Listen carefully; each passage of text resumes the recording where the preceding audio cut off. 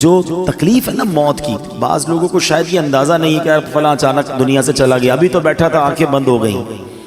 ہمیں نہیں پتا کہ موت کی تکلیف کیا ہے. روایتوں میں یہ مضبوط ملتا ہے کہ موت اس سے زیادہ سخت ہے کہ بندے پر اس کو کینچیوں سے کاٹا جائے. موت کا جو درد ہے، وہ جو سختی ہے، وہ اس سے زیادہ سخت ہے کہ اسے ہانڈیوں میں ابالا جائے. موت کی سختی بڑی خطرناک ہے. نصیب والے ہوتے ہیں کہ جن کی موت آسانی سے آ جائے، روح جو ہے وہ آسانی سے قبض کر لی جائے. نزا کا جو وقت ہے نا، سکرات کا جو عالم ہے، ہم اللہ سے دعا کرتے ہیں محبوب پاک علیہ الصلوۃ والسلام کے جلووں میں عافیت والی ہمیں موت نصیب فرمائے. حدیث پاک میں ہے جسے موت کی یاد خوف زدہ کرتی ہے، قبر اس کے لیے جنت کا باغ بن جائے گی.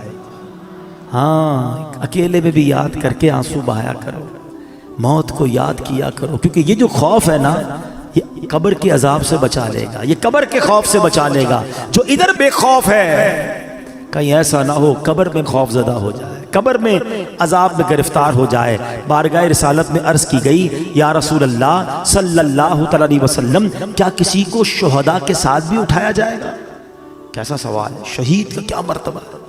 آقا نے فرمایا ہاں، اس کو جو دن رات میں 20 مرتبہ موت کو یاد کرتا ہو. یہ ترغیب ہے، ایسے نہیں دعوت اسلامی والے موت کی بات کرتے، تو حدیثوں میں ہے جو دن میں 20 بار موت کو یاد کرے، فرمایا اس کو شہیدوں کے ساتھ اٹھایا جائے. حضرت انس بن مالک رضی اللہ عنہ سے روایت ہے، سرکار دو عالم صلی اللہ علیہ وسلم نے فرمایا موت کو کثرت سے یاد کیا کرو، کیونکہ وہ گناہوں کو زائل کرتی ہے اور دنیا سے بے رغبتی پیدا کرتی ہے. حضرت سفیان ثوری فرماتے ہیں ہمیں ایک بزرگ نے یہ بات بتائی کہ حضور انور صلی اللہ علیہ وسلم نے ایک شخص کو وصیت کی کہ تم موت کو کثرت سے یاد کیا کرو، وہ تمہیں دوسرے غموں سے آزاد کر دے گی. اور غموں سے بچنا ہے نا تو موت کو یاد کیا کرو. حضرت دقاق رحمت اللہ تعالی فرماتے ہیں جو موت کو کثرت سے یاد کرتا ہے، 3 باتوں کے ذریعے اسے عزت دی جاتی ہے، رسپیکٹ پاتا ہے. غور سے سنو، فرمایا اسے توبہ کی جلد توفیق ملتی ہے. موت یاد ہوگی تو بندہ توبہ کرے گا نا کہ یار مر جاؤں گا، توبہ کر لوں. دوسرا، اسے قناعت کی دولت مل جاتی ہے، تھوڑے پیسوں میں بھی خوش رہتا ہے، زیادہ حل میں مزید نہیں ہوتا کہ یار مرنا ہے اب اور کیا کروں گا، ورنہ یہ بھی آ جائے وہ بھی آ جائے، اس کا بھی چھین لوں، اس کا بھی لوٹ لوں. وہ قناعت کی توفیق مل جاتی ہے کیونکہ موت یاد ہوتی ہے. تیسری بات فرمائی، عبادت میں چستی نصیب ہوتی ہے. فرض پڑھ کر بھاگنے کا جی چاہ رہا ہے، یار آج سنتیں نہیں پڑھتا، یار موت آنے والی ہے سنتیں پڑھ لے گا. چلو یار اب تو چلوں، یار مرنا ہے نفل اور پڑھ لوں، مغرب ہے تو اوابین پڑھ لوں. تو یہ جو موت یاد ہوگی نا تو عبادت میں چستی نصیب ہوگی. تسبیح نکالے گا تو رکھنے کو جی نہیں چاہے گا، ایک اور پڑھ لیتا ہوں یار، ابھی کبھی بھی مر سکتا ہوں، یہ قبر میں کام آئے گا، قبر میں نور بن جائے گا. تو توبہ آسان، عبادت آسان اگر بندہ موت یاد رکھے. اور فرمایا کہ جو موت کو بھلا دیتا ہے وہ اپوزٹ اس کے 3 باتوں میں گرفتار کر دیا جاتا ہے. توبہ میں تاخیر کرتا ہے، یار بعد میں کر لوں گا، ابھی تو جوانی ہے، ابھی تو شادی بھی نہیں ہوئی ہے، ابھی کیا توبہ کروں، مزے کر لوں پھر اللہ اللہ کروں گا. کیا جوان مرتے نہیں؟ شادی سے پہلے مرتے ہوئے نہیں دیکھا اپنے لوگوں کو؟ کبھی بھی جا سکتے ہیں. پھر فرمایا بقدر ضرورت رزق پر راضی نہ ہونا، اور پیسے چاہیے اور پیسے چاہیے، کیونکہ موت تو بھول چکا ہے، حرام کماتا ہے، رشوت لیتا ہے، سود لیتا ہے، موت تو یاد ہی نہیں ہے. اور تیسرا فرمایا عبادت میں بھی سستی ہو جاتی ہے، بعد میں پڑھ لوں گا، اگلے جمعے سے نماز پڑھوں گا، رمضان سے نماز پڑھوں گا، اس سے پہلے ہی مر گئے. تو سوچئے موت کو یاد کرنا بہت سارے فائدے لاتا ہے. حضرت کعب الاحبار رحمت اللہ تعالی علیہ فرماتے ہیں جو موت کو پہچان لیتا ہے اس پر دنیا کے غم و مصائب آسان ہو جاتے ہیں. اے میرے پیارے اسلامی بھائیوں، امام حسن بصری رحمت اللہ تعالی علیہ فرماتے ہیں نبی پاک نے صحابہ کرام سے پوچھا کیا تم سب جنت میں داخل ہونا چاہتے ہو؟ یہی سوال میں آپ سے کر لوں، سارے کہیں گے نا کہ ہم جنت میں جانا چاہتے ہیں. صحابہ نے کہا حضور جی ہاں یا رسول اللہ صلی اللہ علیہ وسلم. تو اللہ کے حبیب نے فرمایا اپنی امیدوں کو مختصر کرو، موت کو آنکھوں کے سامنے رکھو اور اللہ پاک سے حیا کا حق ادا کرو. اللہ کرے کہ یہ باتیں ہمیں یاد رہیں، ہم اپنی موت کی تیاری کی کوشش کرتے رہیں اور تیار رہیں۔ میں ایک مشورہ دیتا ہوں، ہم میں سے کسی کے پاس گارنٹی ہے کہ وہ 1 سال زندہ رہے گا؟ 1 مہینہ، اچھا 1 دن، آج صبح تک کوئی زندہ رہے گا اس کی ہاتھ اٹھا دے۔ آگاہ اپنی موت سے کوئی بشر نہیں، سامان 100 برس کا ہے، پل کی خبر نہیں۔ اس کا مطلب ہمیں پتہ ہی نہیں کب مر جائیں، آج بھی مر سکتے ہیں نا، تیاری کب کرو گے؟ تیار رہنا پڑے گا، یعنی میں روزانہ ایسے جیوں کہ آج مر جاؤں پھر بھی اللہ راضی ہوگا، قبر جنت کا باغ بنے، ایسی لائف گزارنی ہے۔ تو ایسی لائف گزارنے کے لیے ہمیں اپنے شیڈول کو، اپنے لائف سٹائل کو بدلنا پڑے گا نا۔ ویسے بھی کراچی کے حالات ہمارے سامنے ہیں، ہمارے سامنے آئے دن کوئی حادثہ ہوتا ہے، خبر آتی ہے، ویڈیو آتی ہے کہ نوجوان دنیا سے چلا گیا۔ اللہ ہماری حفاظت فرمائے، ہماری جان، مال، عزت، آبرو، آل اور اولاد سب کی حفاظت فرمائے۔ لیکن ڈاکوؤں سے بچ گئے، چوروں سے بچ گئے، مرنا پھر بھی ہے، ہاں موت سے نہیں بچ سکتے۔ تیاری کر لو نا، تو آؤ مل کر آخرت کی تیاری کرتے ہیں۔ یقین کریں دعوت اسلامی سے بہت ساری وجوہات کی وجہ سے پیار ہے، مگر ایک پیار کی وجہ یہ بھی ہے کہ یار یہ کمال کا ماحول ہے، ہمیں پکڑ پکڑ کر آخرت کی یاد دلاتا ہے۔ ہم غافل ہو جاتے ہیں، کبھی رائٹ ہو جاتے ہیں، کبھی لیفٹ ہو جاتے ہیں، یہ پھر ہمیں ٹریک پہ لاتا ہے کہ کدھر جا رہے ہو۔ جنت کا راستہ تو یہ ہے، اللہ کی رضا کا راستہ یہ ہے، ایمان سلامت لے کر قبر میں جانے والا راستہ یہ ہے۔ پکڑ لو اس ماحول کو، چھوڑا نہ کرو۔ یہ اسلام پہ نظر آتے ہیں کچھ لوگ آگے پیچھے ہو جاتے ہیں، یا یہ پھر آئیں گے، پھر درس دیں گے، پھر مسجد میں لے جائیں گے۔ کدھر لے جا رہے ہیں تمہیں؟ تمہارے رب کے پاس لے جا رہے ہیں۔ اگر یہ کہتے ہیں مدنی قافلوں میں چلو، تو کیا قافلے میں جا کر آپ ہمارے امیر قافلوں کو 5-5 ہزار کا لفافہ دیتے ہو؟ اس کا کیا فائدہ ہے؟ وہ اس لیے بلاتا ہے کہ 3 دن آؤ، اللہ کے گھر میں رہ کے رب کو راضی کر لو، قبر کی تیاری کر لو، قبر روشن کر لو، ان کا شکریہ ادا کیا کرو، ان سے بھاگا نہ کرو۔ یہ تم سے محبت کرتے ہیں، یہ تمہیں بلاتے اس لیے ہیں کہ آؤ ہم مل کر اپنی آخرت روشن کر لیں۔ دنیا تو گزر ہی جانی ہے، 50 60 70 سال ختم ہونے والی۔ یار ہم میں سے کئیوں کے بال سفید ہو گئے، کتنا جیئیں گے یار؟ اب تو مرنے والے ہیں، پتہ نہیں کب دنیا سے چلے جائیں گے۔ تو ادھر کی تیاری کر لو، ادھر مار نہ پڑے، ادھر کچھ بھی نہیں کر سکیں گے اگر سانپ اور بچھو قبر میں آ گئے۔ ارے آج تو ایک کیڑا ادھر آ جائے ہماری چیخ نکل جاتی ہے، ابھی لائٹیں بند ہو جائے تو ہم گھبرانا شروع کر دیں گے۔ قبر میں کیا ہوگا اگر اللہ ناراض ہو گیا؟ اب بس آج پکی توبہ، بس اب گناہ نہیں کرنے، ہمت کرو۔ ہاں مجھے سب پتا ہے، مجھے کسی کو بتانے کی ضرورت نہیں، اور آپ کو بھی کسی کو بتانے کی ضرورت نہیں، آپ کو سب پتا ہے کون جھوٹ بول رہا ہے، کون حرام دیکھ رہا ہے، کون حرام کما رہا ہے، کون ماں باپ کو ستا رہا ہے، کون معاذ اللہ اپنے دوستوں کے ساتھ بیٹھ کر نشہ کر رہا ہے، سب کو پتا ہے۔ ہمیں نہ بھی پتا ہو نا تو اللہ کو تو پتا ہے نا، کسی کو نہ بھی بتاؤ رب تو دیکھ رہا ہے نا۔ بس آج اسی رب سے دل ہی دل میں کہہ دو نا، اے اللہ معاف کر دے، اللہ معاف کر، اب نہیں کروں گا، اللہ تجھے ناراض نہیں کروں گا۔ ہو گئے گناہ، کر لی خطائیں، کمزور ہوں نا، لے گیا شیطان گناہوں کے اڈے پر، اب معافی دے دے، تجھ سے معافی مانگتے مولا، ہمیں معاف کر دے، ہمیں استقامت بھی تو دے دے، ہمیں اپنے پسندیدہ بندوں میں شامل کر لے، ہمیں شیطان کے مقابلے میں طاقت دے دے۔ ہم ہمت تو کر رہے ہیں، اے اللہ طاقت تو نے دینی ہے، مدد تو نے کرنی ہے۔ بس آج یہ اپنے دل میں نیت کر لو، اپنے رب سے خود ہی وعدے کر لو، وہ بڑا کریم ہے، وہ بڑا رحیم ہے، وہ نگاہ بھی فرمائے گا، وہ مدد بھی فرمائے گا، اور وہ ہمیں اچھا بھی کر دے گا۔ رب کریم سے دعا کرتا ہوں کہ اللہ نیکوں کے صدقے ہمیں نیک بنا دے، اچھوں کے صدقے ہمیں اچھا بنا دے، ہماری گناہوں والی عادتیں رب اپنے کرم سے دور کر دے۔ ہم سب چاہتے ہیں نا کہ حضرت عزرائیل ملک الموت آسانی سے روح قبض کریں۔ ویسے سچی بات پتہ ہے کیا ہے کہ جب ان کی یاد میں زندگی گزرتی ہے نا، عشق رسول میں زندگی گزرتی ہے، آقا کی سنتوں پر عمل کر کے نبی پاک کی رضا والی زندگی گزرتی ہے نا، تو کیا خوبصورت شاعر بات لکھتے ہیں کہ جب تیری یاد میں دنیا سے گیا ہے کوئی، اللہ کرے کہ آقا کی یاد میں بس نبی پاک کے تصور میں جائیں، مدینہ پاک میں آقا کے جلووں میں دنیا سے جائیں، پھر کیا ہوگا؟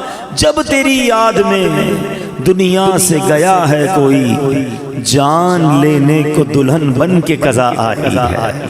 ہاں پھر اس کی جان بڑی آسانی سے نکلتی ہے، وہ تو نبی پاک کے جلووں میں گم ہوتا ہے نا۔ تو اللہ کرے کہ موت کے وقت آقا کا جلوہ نصیب ہو جائے، لیکن کام کیا کرنا ہے اس کے لیے؟ کثرت سے درود پاک، چلتے پھرتے اٹھتے بیٹھتے نہیں پڑھتے لوگ درود، فضول باتوں کے لیے گھنٹوں پڑے ہیں۔ درود پاک زبان پر بہت تھوڑا آتا ہے۔ آج ہی چیک کر لو نا، اپنے آپ کو چیک کر لے، آج پورے دن میں کتنی بار درود پڑھا ہے۔ ٹائم نکالا کرو، تسبیح جیب میں رکھا کرو۔ کہتے ہیں نا درود پاک اور ذکر الہی کرنے کے بہانے ڈھونڈا کرو، جہاں موقع ملا تسبیح نکالی شروع ہو گئے۔ تسبیح نہ بھی ہو تو پڑھ سکتے ہیں، لیکن تسبیح یاد دلاتی ہے، اس لیے میں کہہ رہا ہوں اللہ کرے کہ میری بھی عادت بن جائے، آپ کی بھی عادت ہو جائے، اور ہم بس کثرت سے اللہ اور اس کے حبیب کا ذکر کرتے رہیں، فضول باتوں سے بچتے رہیں، اور ہماری زبان اس مبارک ذکر میں تر ہو جائے۔ بڑی پیاری التجا امیر اہل سنت کی ہے، مل کے آقا علیہ الصلوۃ والسلام کی بارگاہ میں عرض کرتے ہیں، ذکر و درود ہر گھڑی ورد زباں رہے، ورد زباں رہے، میری فضول گوئی کی عادت نکال دو، میری فضول گوئی کی عادت نکال دو۔ آئیے مل کر محبت کے ساتھ بآواز بلند درود پاک پڑھ لیں، صلو علی الحبیب۔ آج جس موضوع پر میں نے کچھ مدنی پھول پیش کرنے ہیں، یوں سمجھیے اس کا آغاز تو درود پاک کی اس فضیلت سے ہی ہو چکا کہ جو سکرات کا وقت ہے، جو موت کی سختیاں ہیں، کیا ہم اسے یاد رکھتے ہیں؟ ایک ایسی حقیقت ہے کہ جسے ہم بھول جاتے ہیں، زندگی میں ایسے زندگی گزار رہے ہوتے ہیں کہ جیسے مرنا ہی نہیں ہے۔ تو آج اسی حقیقت پر کچھ مدنی پھول پیش کروں گا۔ اللہ کرے کہ فکر آخرت اور آخری جو سفر ہے اس کی تیاری کا ہمارا ذہن بن جائے۔ حجت الاسلام امام محمد بن محمد غزالی علیہ رحمت اللہ الوالی لکھتے ہیں، بنی اسرائیل میں ایک بڑا مغرور شخص تھا، ایک بند کمرے میں تھا۔ بڑے لوگ ہوتے ہیں نا، ان کے کمروں میں ہر کسی کو آنے کی اجازت نہیں ہوتی، گارڈز آگے سیکرٹری، اجازت کے بغیر کوئی نہیں آ سکتا، اور ان کو اس بات پر بعض اوقات بڑا غرور بھی ہوتا ہے، فخر ہوتا ہے کہ میری ٹیریٹری میں کوئی پیر نہیں رکھ سکتا۔ اچانک کمرے میں ایک شخص داخل ہوا، اس مغرور شخص نے زور سے چلا کر کہا، کون ہو؟ کیسے آ گئے میرے کمرے میں بغیر اجازت؟ تمہیں پتہ نہیں میں کون ہوں؟ میں اس واقعے کا خلاصہ عرض کر رہا ہوں۔ تمہیں اجازت کس نے دی میرے کمرے میں آنے کی؟ تو کہتا ہے کہ مجھے اس گھر کے مالک نے اجازت دی ہے، اور میں وہ ہوں جسے کوئی روک نہیں سکتا۔ مجھے بادشاہوں سے بھی اجازت لینے کی ضرورت پڑتی نہیں، مجھے کسی کا دبدبہ ڈرا نہیں سکتا، اور نہ ہی مجھ سے کوئی بچ سکتا ہے۔ اب جب یہ باتیں سنی نا، اس مغرور شخص نے، جس کا سٹائل ہی الگ ہوتا تھا، جو بڑے چلا کر بڑے غصے میں لوگوں سے باتیں کرتا تھا، اب اس کا جو غصہ ہے وہ نیچے آ گیا۔ اب ہے کون یہ تو بتائیں، کہیں آپ ملک الموت تو نہیں؟ اللہ اکبر۔ اب حضرت ملک الموت نے کہا، ہاں میں ملک الموت ہوں، مجھے کوئی دروازہ نہیں روک سکتا، مجھے کوئی گارڈ، مجھے کوئی کر و فر کہیں بھی جانے سے نہیں روک سکتا۔ اب وہ کہتا ہے کہ حضور تھوڑی سی مہلت مل سکتی ہے، اگر آپ میری روح قبض کرنے آئے ہیں تو کچھ دن کچھ گھنٹے تو دیجئے نا، مجھے تو پتہ ہی نہیں ہے، مجھے کچھ توبہ کرنی ہے، کچھ نیکیاں کرنی ہیں، کچھ نیک اعمال کرنے ہیں۔ اب ملک الموت نے فرمایا کہ تمہاری سانسیں پوری ہو چکی ہیں، اب تمہارا وقت اینڈ ہو چکا ہے۔ تو کہا اچھا پھر یہ تو بتائیں، اگر میری روح قبض کریں گے تو مجھے لے کر کہاں جائیں گے؟ تو ملک الموت نے فرمایا اس مقام پر جہاں تو نے اپنے اعمال بھیجے ہوئے ہیں، جس طرح کے اعمال کیے ادھر لے کے جاؤں گا۔ کہا حضور میں نے تو نیکیاں نہیں کی، کوئی اچھا گھر بھی تیار نہیں کیا ہے۔ ملک الموت نے فرمایا کہ پھر تمہیں بھڑکتی آگ کی طرف لے کر جائیں گے جو تیرا گوشت نوچ لے گی۔ یہ کہہ کر ملک الموت نے اس کی روح قبض کر لی، وہ مردہ ہو کر گر پڑا، گھر میں کوہرام مچ گیا، رونا دھونا مچ گیا۔ اس واقعے کے جو راوی ہیں حضرت یزید رکاشی رحمت اللہ تعالی فرماتے ہیں اگر ان سوگواروں کو اس کے برے انجام کا پتہ چل جاتا تو اس سے زیادہ رونا دھونا مچاتے۔ اب میرے پیارے اسلام میں سوچئے، یہ ہمارے ساتھ بھی تو ہونا ہے نا، کبھی دفتر میں بیٹھے ہوں گے، کبھی گھر میں لیٹے ہوں گے، پتہ نہیں کبھی کہاں ہوں گے، اور اچانک ملک الموت آ جائیں گے اور ہماری روح قبض کر لی جائے گی، کوئی چانس نہیں ملے گا۔ جس کو مرنا ہو کیا وہ ایسے جیتا ہے جیسے ہم جی رہے ہیں؟ وہ شاعر لکھتے ہیں نا، جب اس بزم سے اٹھ گئے دوست اکثر اور اٹھتے چلے جا رہے ہیں برابر۔ ذرا غور تو کیجئے نا، آپ کے رشتہ داروں میں سے کتنے لوگ چلے گئے، آپ کے پڑوسیوں میں سے کتنے لوگ چلے گئے، ارے آپ کی عمر کے دوستوں میں سے کتنے لوگ چلے گئے، بلکہ میں تو ان لوگوں کو بھی جانتا ہوں کہ جن کی عمر مجھ سے کم تھی، وہ بھی دنیا سے چلے گئے۔ دھڑا دھڑ لوگ جا رہے ہیں۔ جب اس مذہب سے اٹھ گئے دوست اکثر اور اٹھتے چلے جا رہے ہیں برابر، یہ ہر وقت پیش نظر جب ہے منظر، یہاں پر تیرا دل بہلتا ہے کیوں کر، جگہ جی لگانے کی دنیا نہیں ہے، یہ عبرت کی جا ہے تماشا نہیں۔ ہم کیوں نہیں سوچتے کہ ہمیں مرنا ہے؟ ہم کیوں نہیں سوچتے کہ ہمیں دنیا سے جانا ہے اور ادھر جانا ہے، اور ادھر کی ہم تیاری نہیں کرتے؟ حضرت عبداللہ ابن مسعود رضی اللہ عنہ فرماتے ہیں السعید من وعد بغیرہ، یعنی سعادت مند وہ ہے جو دوسروں سے نصیحت حاصل کرے۔ ہمیں نصیحت حاصل کرنی چاہیے نا کہ یار فلاں کا انتقال ہو گیا، میری باری آنے والی ہے۔ کبھی جنازہ پڑھتے ہوئے، کبھی قبرستان میں مردے کو قبر میں اتارتے ہوئے، کبھی مسجد کا اعلان سنتے ہوئے کہ جناب فلاں کا رضائے الہی سے انتقال ہو گیا، ہم کیوں نہیں سوچتے میرا نام بھی اسی اسپیکر سے اعلان ہوگا کہ ان کا بھی رضائے الہی سے انتقال ہو گیا ہے۔ دوست احباب گھر والے کچھ دیر آنسو بہائیں گے، کچھ دیر یاد کریں گے، مگر پھر کہیں گے جلدی کرو، جنازے میں دیر نہیں کرنی چاہیے۔ پھر ہمارے گھر سے جنازہ اٹھے گا، وہ بھی نصیب والے ہوتے ہیں جن کا گھر سے جنازہ اٹھتا ہے۔ بعض اوقات تو ایسی جگہ موت آتی ہے کہ لوگوں کو کفن بھی نہیں ملتا، قبر بھی نہیں ملتی ہے۔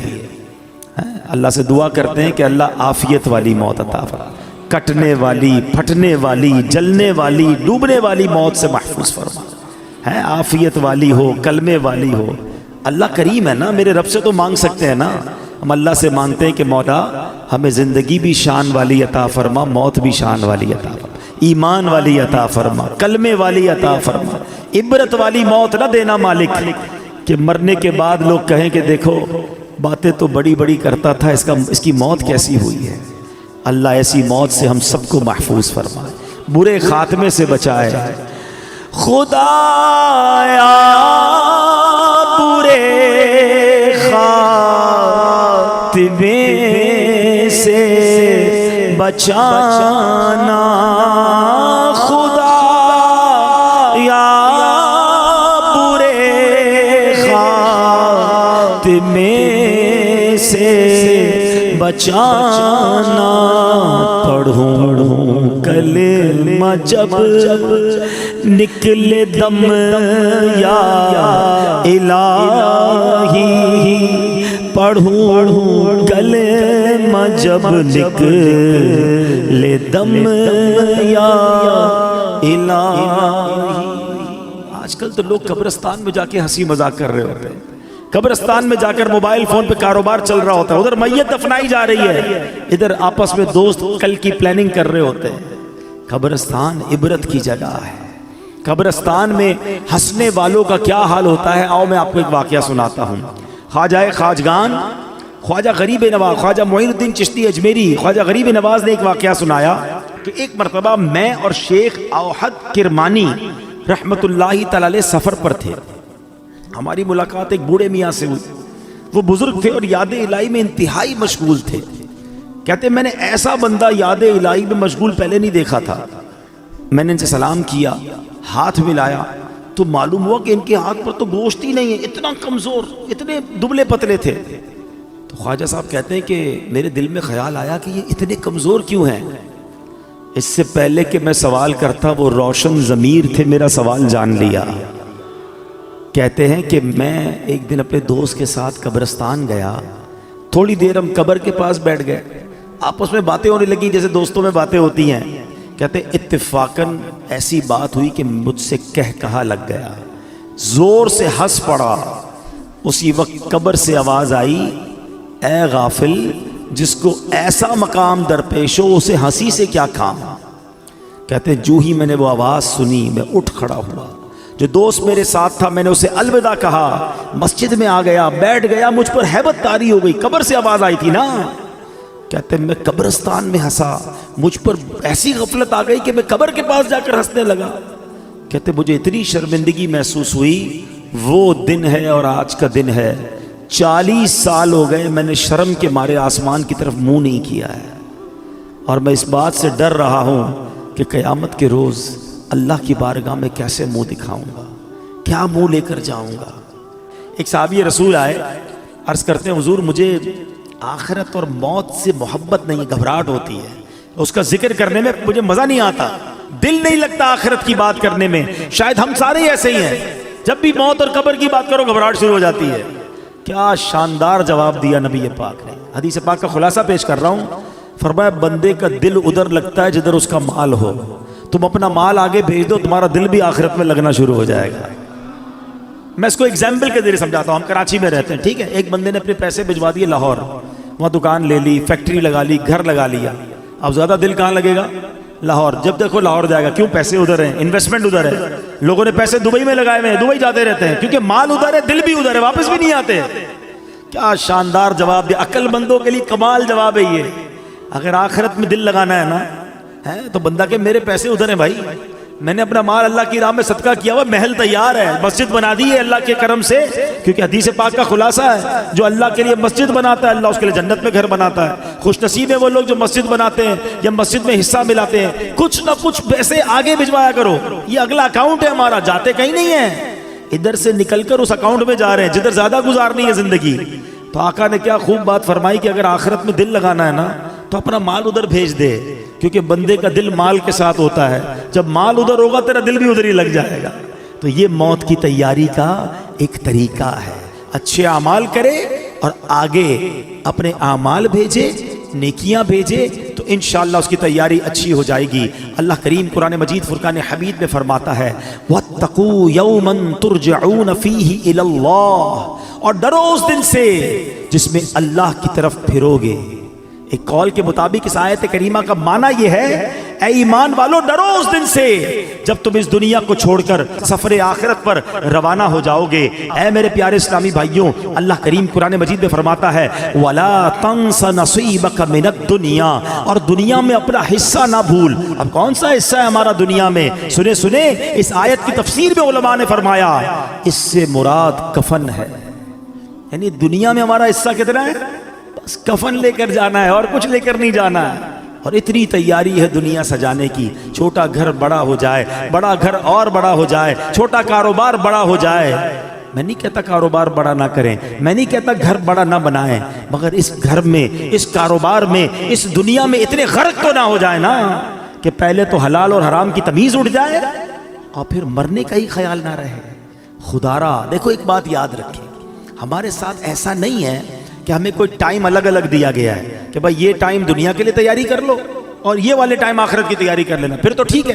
ہم کہیں گے یار آخری 10 سال میں آخرت کی تیاری کر لوں گا. نہیں, اسی ٹائمنگز میں, اسی زندگی میں ہمیں دنیا بہتر کرنی ہے تو کریں, آخرت بھی بہتر کرنی ہے, کہیں رہ نہ جائے آخرت. شیطان کیا کہتا ہے, بس مولانا ابھی بھی ہو سکتا ہے میرا بیان چل رہا ہے نا تو کوئی کہہ رہا ہوگا کہ باتیں تو بڑی اچھی کر رہے ہیں, بس رمضان سے نماز شروع کر دوں گا, بس یہ اگلے سال میں یہ حرام کام چھوڑ دوں گا, ہاں یار میں یہ غلط کام تو کرتا ہوں، میری ایک بری عادت تو لگی ہوئی ہے، میں یہ بے حیائی کا کام تو کر رہا ہوں، بس یار تھوڑے 2-4 مہینے بعد پکی توبہ کر لوں گا۔ یہی شیطان کا کام ہے کہ وہ لمبی امیدیں دلاتا ہے، لمبی امیدیں دلاتا ہے، بس تھوڑے دنوں بعد توبہ فوراً کرنی چاہیے۔ شیطان کیسا مردود ہے اور کیسے مرواتا ہے۔ مجھے بنی اسرائیل کا یہ پرانا کتابوں میں واقعہ لکھا وہ یاد آ گیا کہ 2 بھائی تھے، اوپر نیچے رہتے تھے، first floor ground floor. Ground floor والا بھائی بدکار، شرابی، کبابی، بے حیائی کے کام کرنے والا، اور اوپر والا بھائی تہجد گزار، قرآن پڑھنے والا، دین کا کام کرنے والا۔ شیطان بڑے بھائی کے پاس گیا اور اسے کہتا ہے کہ یار 40 سال ہو گئے تیری زندگی کو، کوئی مزہ نہیں کیا لائف میں، کوئی انجوائمنٹ نہیں، سارا دن ذکر تسبیح۔ میں نے اللہ پاک کی قدرت لوح محفوظ پر دیکھ لیا ہے، تیری عمر 80 سال ہے، ایک کام کر 20 سال انجوائے کر، مزے کر، رنگ رلیاں منا لے، آخری 20 سال پھر توبہ کر کے عبادت کر لینا۔ شیطان نے دل میں یہ خیال ڈال دیا۔ اس نے سوچا یار بات تو ٹھیک ہے یار، میں تو کچھ کیا ہی نہیں زندگی میں، صرف اللہ اللہ ہی کرتا رہا، مزہ ہی نہیں لائف میں اٹھایا۔ نیچے ہی تو میرا بھائی ہے، روز عیاشیاں کرتا ہے، روز شرابیں پیتا ہے، روز بے حیائی کرتا ہے، کہیں اور جانے کی کیا ضرورت ہے، نیچے چلے جاتا ہوں بھائی کے پاس۔ وہ اللہ کی کرنی دیکھو کہ جو نیچے والا بھائی تھا اس کے دل میں خیال آیا کہ یار کب تک گناہ کرے گا، اتنی شرابیں، اتنی بے حیائیاں، اتنی بدکاریاں، مرنا نہیں تجھے، توبہ کر۔ دل میں خیال آیا، کہتا ہے ایک میرا بھائی ہے اوپر، جب دیکھو عبادت ریاضت، چلو کہیں اور نہیں جاتا، اپنے نیک بھائی کے پاس جاتا ہوں، اس کے پاس جا کے اللہ سے معافی مانگتا ہوں۔ اللہ کی کرنی دیکھیں، یہ گناہگار اپنے کمرے سے نکلتا ہے اوپر جانے کے لیے، اور وہ نیک اپنے کمرے سے نکلتا ہے نیچے آنے کے لیے۔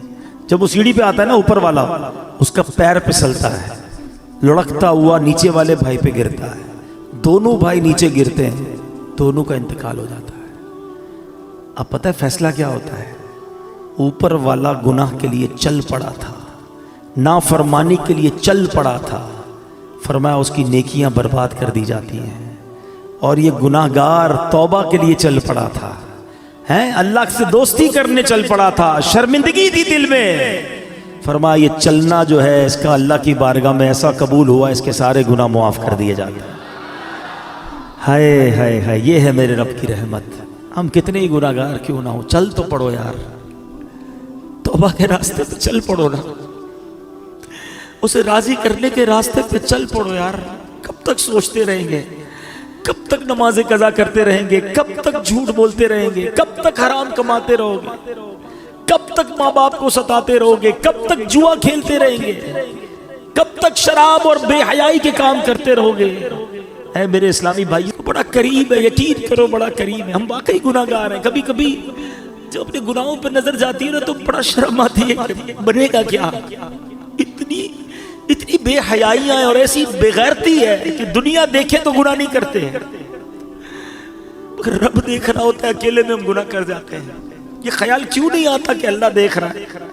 یہ خیال کیوں نہیں آتا کہ مجھے مر کر اللہ کی بارگاہ میں جانا ہے، لوگوں نے کیا بگاڑنا ہے میرا؟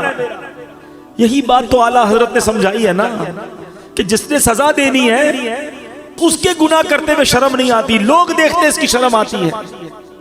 فرماتے ہیں نا، چھپ کے لوگوں سے کیے جس کے گناہ، چھپ کے لوگوں سے کیے جس کے گناہ، وہ خبردار ہے کیا ہونا، وہ تو خبردار ہے، اسے تو پتا ہے، مگر دلاسا پتا ہے دل کو کیا ملتا ہے کہ وہ رب رحیم ہے، وہ رحمان ہے، وہ معاف کرنے والا ہے، بس ہم آ جائیں اس کی طرف، انتظار نہ کرو۔ شیطان کہتا ہے بڑا رحم والا مولا ہے، توبہ کر لیں گے بعد میں، یہی شیطان کا وار ہے تم پر کہ وہ نہیں کرنے دیتا توبہ۔ آج کر لو، ابھی کر لو، آج تو ویسے بھی جمعرات کی رات ہے، آج تو ویسے ہی مانگنے کی رات ہے، اور جب اجتماع مسلمین ہونا اس کی برکتیں ہوتی ہیں۔ ہمیں کیا پتہ یہاں اللہ کا کون سا ولی بیٹھا ہے، آج دعا ہوگی، کس کی آمین کا ہاتھ اٹھے گا اور کس کے صدقے ہماری بھی توبہ قبول ہو جائے گی۔ تو بس اب پیارے اسلام بھائی چل پڑو، بس اب ہمت کر جاؤ، بہت ہو گئی گناہ، بڑی ہو گئی نافرمانیاں، اسے راضی کرنا ہے اور توبہ کر لو۔ اور اس کی توبہ اتنی کمال کی، اس کی بارگاہ میں رحمت اتنی بڑی ہے کہ توبہ کرنے والے سے وہ بڑا خوش ہوتا ہے، سارے پچھلے گناہ معاف کر دیتا ہے، ہیں, حدیث پاک میں ہے التائب من الذنب کمن لا ذنب لا, گناہوں سے توبہ کرنے والا ایسا ہے جیسا اس نے گناہ کیا ہی نہیں. تو پھر کیوں نہ توبہ کریں, پھر کیوں نہ اللہ کی طرف رجوع لے آئے. اب میں یہاں آخر میں اپنے بیان کے آخر میں یہاں یہ بھی بتاتا چلوں کہ جو یہ وسوسہ آتا ہے نا کہ یار موت کو یاد کرنا کیوں ضروری ہے, آؤ میں آپ کو پیارے آقا علیہ الصلوۃ والسلام کی حدیث بھی سناتا ہوں اور اس کے بعد پھر میں موت کو یاد کرنے کے کچھ فضائل بتاتا ہوں. اللہ کے حبیب علیہ الصلوۃ والسلام جب لوگوں کو موت سے غافل دیکھتے تو دروازے پر تشریف لاتے, دروازے کو 3 مرتبہ ہلاتے اور فرماتے اے لوگو, اے مسلمانوں, تمہارے پاس یقینی موت آئے گی اور وہ اپنے ساتھ وہ کچھ لائے گی جو اسے لانا ہو. خبردار, ہر کوشش کرنے والے کے لیے ایک انتہا ہے اور ہر کوشش کرنے والے کی انتہا موت ہے. پس کوئی پہلے جاتا ہے کوئی بعد میں. حضرت ابن ثابت رحمت اللہ تعالی علیہ فرماتے ہیں ایک مرتبہ بارگاہ رسالت میں صلی اللہ تعالی علیہ وسلم میں ایک بندے کا ذکر ہوا, صحابہ نے اس کی بڑی تعریف کی. اس پر پیارے آقا رسول ہاشمی صلی اللہ تعالی علیہ وسلم نے فرمایا وہ موت کو کیسے یاد کرتا ہے.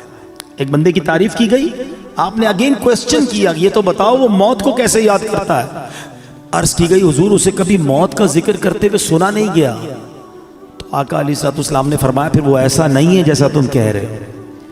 یعنی بندہ اچھا وہ ہے جو موت کو یاد کرتا ہے. اے میرے پیارے اسلامی بھائی, قبرستان عبرت کی جگہ ہے, مذاق مستی اور دنیاوی باتیں کرنے کی جگہ نہیں ہے. آپ کو پتہ ہے کہ سیدنا عثمان غنی رضی اللہ تعالیٰ عشرہ مبشرہ میں سے ہیں, ذوالنورین ہیں اور 2 بار نبی پاک سے جنت خریدی ہے. ایسی عظیم ہستی ہیں, مگر جب آپ قبرستان جاتے تھے نا آپ کی اتنا روتے تھے کہ آپ کی داڑھی آنسوؤں سے تر ہو جاتی تھی. لوگ کہتے ہیں آپ اتنا کیوں روتے ہیں. آپ کے سامنے کبھی حشر کی بات بھی ہوتی ہے, جہنم کا ذکر بھی ہوتا ہے, اب اتنا نہیں روتے. قبر کی بات ہوتی ہے یا آپ قبرستان جاتے رونا شروع کر دیتے ہیں. کتنی کمال کی بات کی آپ نے فرمایا قبر ہی پہلی منزل ہے. جو پہلی منزل میں کامیاب ہو گیا نا وہ آگے بھی کامیاب ہو گیا. جو ادھر ہی پکڑا گیا پھر آگے اور مشکل ہے نا. فرسٹ انٹری ٹیسٹ ہے سمجھ لو. قبر میں جاتے ہی امتحان ہوگا نا, قبر میں جاتے ہی سوالات ہوں گے. اگر سوال کے جواب دے دیے, اچھا مزے کی بات دیکھیں, یہ اسٹوڈنٹ بھی بیٹھے ہوں گے, امتحانات بھی ہوتے رہتے ہیں, اسٹوڈنٹ کوشش کرتے ہیں کسی طرح پیپر آؤٹ ہو جائے, پتہ چل جائے امتحان میں کون سا پیپر آئے گا. اچھا جب پیپر آؤٹ نہیں ہوتا تو کیا کرتے ہیں, پچھلے 5 سالہ پیپر لے کے بیٹھے ہوتے ہیں, یار ان میں سے کوئی سوال آئے گا ان کی تیاری کر لو. کمال دیکھو کہ یہ کیسا پیپر ہے کہ جس کے سوال پہلے سے ہی آؤٹ ہیں, سوال بھی آؤٹ ہے, جواب بھی بتا دیے گئے کہ 3 سوال ہونے ہیں. قبر میں جانے کے بعد ہر بندے سے سوال ہوگا من ربک, تیرا رب کون ہے, ما دینک, تیرا دین کیا ہے. اور پھر ایک پیارا سا چہرہ دکھایا جائے گا اور پوچھا جائے گا ما کنت تقول فی ھذا الرجل, کہ اس مبارک چہرے والی ہستی کے بارے میں دنیا میں کیا کہا کرتا تھا. اور تینوں سوالوں کا جواب ہمیں پتہ ہے. من ربک, ربی اللہ, اللہ ہمارا رب ہے نا. ما دینک, دین یہ الاسلام, دین میرا اسلام ہے. اور ہمیں پتہ ہے کس کا چہرہ دکھایا جائے گا, کیا کہیں گے, ہوا رسول اللہ صلی اللہ تعالی علیہ وسلم, یہ تو میرے آقا جناب رسول اللہ صلی اللہ تعالی علیہ وسلم ہے. مگر یہ اتنا سمپل نہیں ہے. ہاں سوال بھی پتہ ہے, جواب بھی پتہ ہے. اب میں آپ کو ایک کمپیریزن سمجھاتا ہوں میرے بچوں, جو خاص طور پہ اسٹوڈنٹس ہیں, بلکہ جتنے بھی لوگ ہیں سب نے دنیا کے امتحان کبھی نہ کبھی دیے ہوں گے. What is the difference between worldly examination and examination of the grave? دنیا کے امتحان اور قبر کے امتحان کا میں فرق آپ کو سمجھاتا ہوں. دنیا کا امتحان جب بھی ہوگا ڈیٹ پہلے سے پتا ہوگا, ایسا ہی ہے نا. 2 مہینے باقی ہیں, 3 مہینے باقی ہیں, فلاں تاریخ کو میتھس کا پیپر ہوگا, پھر اردو کا ہوگا, پھر سائنس کا ہوگا, جو بھی پیپر ہے, پیپر کے ٹاپکس بھی پتہ ہیں, ڈیٹس بھی پتہ ہیں. ٹھیک ہے, جیسے جیسے امتحان قریب آئے گا ہم تیاری بڑھاتے جاتے ہیں. کل صبح پیپر ہے, رات نیند نہیں آتی, ایسا ہی ہے. سیکنڈ, دنیا کا پیپر جب بھی دے دے, آپ پیپر دیتے ہیں, رزلٹ کچھ دنوں بعد یا کچھ مہینوں بعد آتا ہے. ٹھیک ہے. تیسری بات, پیپر میں فیل ہو گئے, ایک چانس ملتا ہے, کیا کہتے ہیں اس کو, سپلیمنٹری پیپر یا ضمنی امتحان ہے کہ چلو یار فیل ہو گئے دوبارہ دے دو. اچھا اس میں بھی فیل ہو گئے, پھر کیا ہوگا, میکسیمم کیا ہو جائے گا, 1 سال اور پڑھنا پڑے گا نا. 8ویں کا امتحان دیا, پاس نہیں ہوئے, چلو بھائی 8ویں دوبارہ پڑھ لو, 9ویں دوبارہ پڑھ لو. یہ 4 باتیں یاد رکھیے گا. ڈیٹ پہلے سے پتا ہے, ٹھیک ہے, تاکہ تیاری کر لیں. سیکنڈ, امتحان کے بعد رزلٹ کافی دنوں بعد آتا ہے, اور ایک آدھا پیپر, ایک آدھا سوال رہ گیا تو سپلیمنٹری کا موقع ہے. چوتھا, اگر فیل ہی ہو گئے تو پھر کیا ہوگا, آپ کو 1 سال پڑھنا پڑے گا. ایک 5واں بھی مسئلہ ہے جو آج کل زیادہ ہے کہ دنیا کے امتحان میں تھوڑے پیسے دے کر, تھوڑی رشوت دے کر, معاذ اللہ یہ چیٹنگ کر کے بھی لوگ پاس ہو جاتے ہیں. ایسا ہی ہے. یہ 5 باتیں یاد رکھنا. اب مجھے سچ بتاؤ, اس امتحان کی ٹینشن کتنی ہوتی ہے؟ جس کو دیکھو ہر بچہ امتحان کے دنوں میں, ہم بھی جاتے ہیں نا بیان کرنے, مسجد کے امام صاحب کے پاس بھی پرچی آ رہی ہوتی ہے, بچوں کے امتحان ہو رہے, دعا کر دے. ہر بچہ مل رہا ہوتا ہے, نوجوان مل رہا ہوتا ہے, حضرت پیپر دیے, دعا کر دے. ٹینشن ایسا ہی ہے نا. اب بتاؤ تمہیں اس امتحان کی اتنی ٹینشن ہے. اچھا جتنے لوگ بیٹھے نا سارے پیپر دیتے بھی نہیں. کوئی کہے بھائی مجھے ٹینشن ہی نہیں لینی, میں نے پڑھنا ہی نہیں ہے, میں نے کوئی امتحان ہی نہیں دینا, تو آپ امتحان سے بچ جاؤ گے. میں جس امتحان کی بات کر رہا ہوں اس سے بچ کوئی نہیں سکے گا.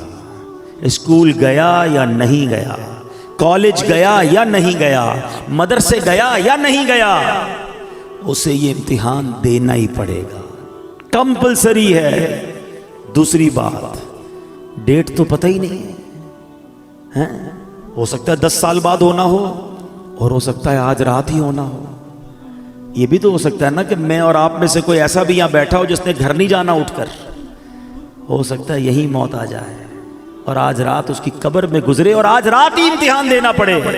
مجھے سچ بتاؤ, جس امتحان کی ڈیٹ تمہیں 4 مہینے پہلے ملتی ہے, تم ٹیوشن لیتے ہو, تم جناب گیسٹ پیپر لیتے ہو, اس کی تیاری میں لگ جاتے ہو. میں جس امتحان کی بات کر رہا ہوں اس کو تو پتہ ہی نہیں کب ہو جائے. تو عقل مند کون ہے, تیاری کر کے رکھے ہیں, ہمیشہ پریپیئر رہے کہ جب امتحانوں میں جواب دے دوں گا. اب آؤ دوسری بات, دنیا کے امتحان میں پیپر دینے کے کئی دنوں بعد رزلٹ آتا ہے. قبر کے امتحان میں فوری رزلٹ آئے گا. ادھر صحیح جواب دیے, ادھر جنت کی کھڑکی کھول دی جائے گی. پتہ ہے فرشتے کیا کہیں گے مرنے والے کو جو صحیح جواب دے گا نا, نم کا نومت العروس, سو جا کہ جیسے دلہن سوتی ہے. اسے قبر ایسے دبائے گی, قبر ہر کسی کو دبائے گی, یاد رکھیے گا. کسی کو تو ایسے دبائے گی جس سے رب ناراض ہوا, پسلیاں ایک دوسرے میں پیوست ہو جائیں گی, ٹوٹ جائیں گی پسلیاں. مگر کسی کو ایسے دبائے گی جیسے ماں دباتی ہے اپنے بچے کو, پیار سے. اور جس نے غلط جواب دیا, جو جواب نہ دے سکا, انتظار نہیں ہوگا, اسی وقت قبر میں جہنم کی کھڑکی کھلے گی, آگ برسا دی جائے گی اور قبر اسے تہس نہس کر دے گی. تیسری بات, کوئی سپلیمنٹری نہیں ہے. ارے فرشتوں سنو سنو, غلطی ہو گئی, ایک جواب غلط ہو گیا, رکو رکو دوبارہ جواب دینا ہے. نہیں, اونلی 1 چانس. ٹھیک ہے. اچھا ادھر کانسیکوینسز کیا تھے, ادھر نقصان کیا تھا کہ ایک بار فیل بھی ہو گیا تو کیا مسئلہ, 1 سال پڑھنا ہے نا. ادھر فیل ہو گئے تو اب قیامت تک مار پڑھنی ہے. اب تو رب ناراض ہو گیا نا, اب تو سانپ ہیں, بچھو ہیں. کیوں نہ روئیں عثمان غنی رضی اللہ تعالیٰ عنہ, خدا کی قسم اس سے مشکل امتحان کوئی اور نہیں ہے. مگر عقل تو دیکھو ہماری کہ دنیا کے امتحان, دنیا کے انٹرویو, دنیا کی آڈٹ رپورٹ, دنیا کا ٹیکس رپورٹ, ارے کوئی ہم سے رپورٹ مانگے گھبراہٹ شروع ہو جاتی ہے. ایک رپورٹ قبر میں جا کر دینی ہے, ایک ٹیسٹ دینا ہے, کیسے جواب دو گے. اب آتا ہوں ایک اور بات کی طرف. آپ کہیں آپ نے تو جواب یاد کرا دیے, اب تو ہم دے دیں گے. نہیں, یہ ایسا نہیں ہے کہ جس کو جواب یاد ہے وہ جواب دے دے گا, پھر تو سب کو ہی یاد ہے نا. اس دن جس سے رب راضی ہوگا, جو ایمان سلامت لے کر قبر میں جائے گا, وہ تو انشاءاللہ جواب دے دے گا.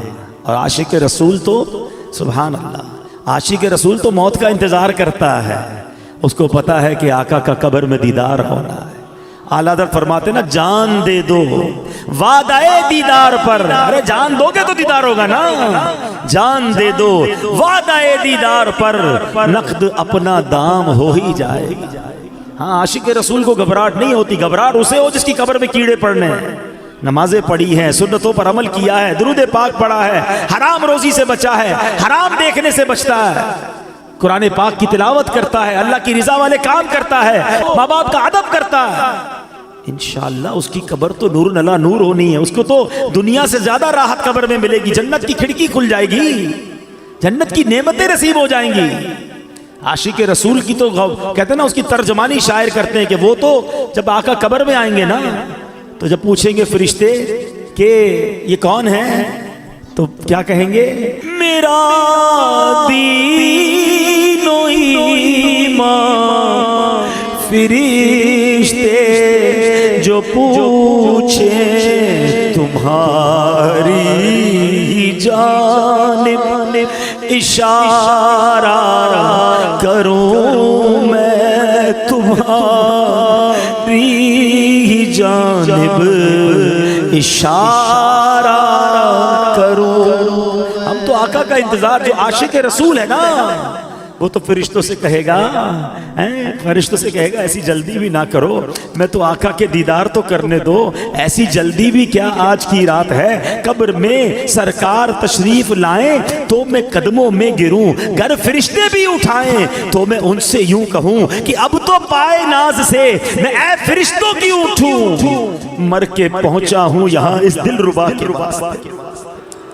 عاشق رسول کے وارے نعرے ہوں گے، مگر صرف نعرے لگانے والا نہیں ہے، صرف نیازی نہیں نمازی بھی ہو، صرف نعرے لگانے والا نہیں سنتوں پر عمل کرنے والا بھی ہو، حرام چیزوں سے بچنے والا ہو، اور جس سے رب ناراض ہو گیا نا، ہاں یقین کریں ہمیں اندازہ ہی نہیں کہ ایمان سلامت لے کر جانا یہ کتنی بڑی چیز ہے۔ بڑے بڑے بزرگان دین رویا کرتے تھے، تڑپا کرتے تھے، گھبراتے تھے۔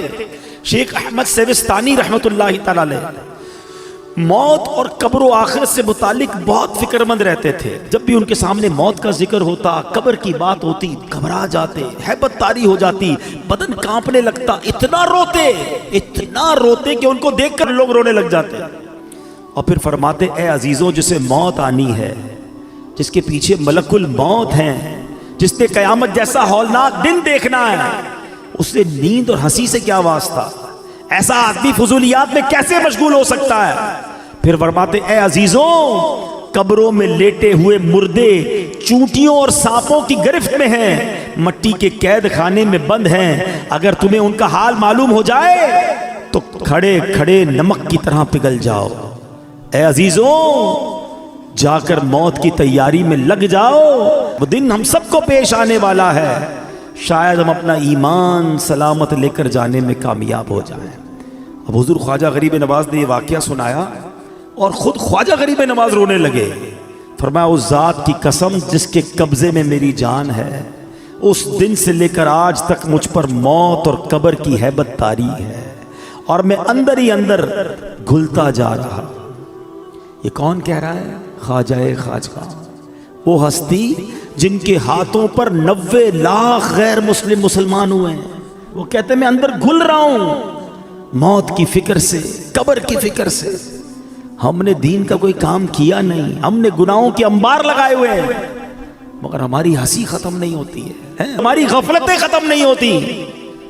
دوستوں کے ساتھ بیٹھے تو غیبتوں کے انبار، اکیلے میں گھر میں بیٹھے تو حرام دیکھتے ہیں، کاروبار پر جائیں تو حرام کماتے ہیں، جھوٹ غیبت نہ جانے کون سا گناہ ہے جو ہم سے نہیں ہو رہا، اور کوئی فکر ہی نہیں کہ ایمان سلامت ہوگا کہ نہیں، قبر میں ہوگا کیا میرا ہے۔ میرے پیارے اسلامی بھائیوں، اس وقت مہنگائی کا دور ہے، اچانک مہنگائی بڑھ گئی ہے، لوگ پریشان ہیں، گھر کیسے چلاؤں گا، خرچہ کیسے پورا کروں گا، کتنی ٹینشن میں، جدھر بیٹھو ایک ہی ٹینشن ہے۔ میں نہیں کہتا ٹینشن نہیں ہے، واقعی ٹینشن ہے سب کو، اللہ ہمارے وطن پر خیر فرمائے، لیکن ذرا غور کرو کبھی ایسا ہوا کہ دوستوں میں بیٹھ کر یہ ٹینشن ہو کہ یار مرنے کے بعد کیا ہوگا، ایمان سلامت رہے گا کہ نہیں، قبر روشن ہوگی کہ نہیں، اللہ راضی ہوگا کہ نہیں، قیامت کے دن مجھے رب کی عرش کا سایہ ملے گا کہ نہیں، اعمال نامے کھل گئے تو میری بے عزتی کیسی ہوگی، میں ذلیل کیسا ہو جاؤں گا، یار کوئی طریقہ تو بتاؤ اللہ کو راضی کیسے کروں، کوئی طریقہ تو بتاؤ میری بخشش ہو جائے۔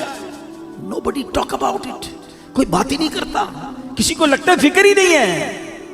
اور جن بزرگوں کے ہم نام لے کر جی رہے ہیں نا, میں ان کی باتیں کر رہا ہوں. اے خواجہ کی چھٹی منانے والوں, میں خواجہ کی بات کر رہا ہوں. آؤ غوث پاک کے مرید بیٹھو, میں تمہیں غوث پاک کے بارے میں بتاتا ہوں. اتنے بڑے بزرگ ایسے نہیں تھے, ان کے نام بڑے بڑے.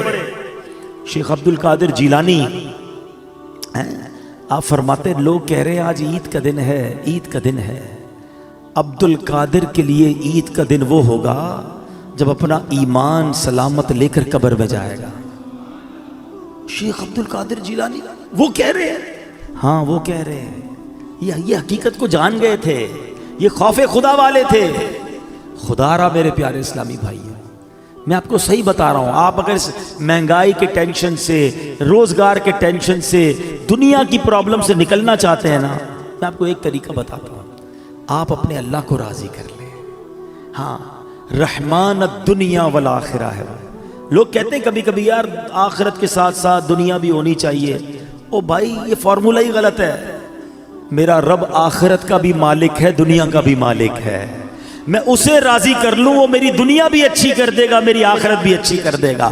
ایک ٹارگٹ زندگی میں بنا لو, میں نے اللہ کو ناراض نہیں کرنا ہے, میرے اللہ کی رضا والے کام کرنے. واللہ وہ تمہاری روزی میں برکت ڈالے گا, وہ تمہارے دل میں سکون ڈالے گا, تمہارے گھر میں سکون اور چاشنی ڈال دے گا, تمہارے گھر میں عافیت آ جائے گی, لائف انجوائے کرنے لگو گے, کیونکہ رب راضی ہے نا. ایک فارمولہ یاد رکھو, جس سے رب راضی اس سے سب راضی.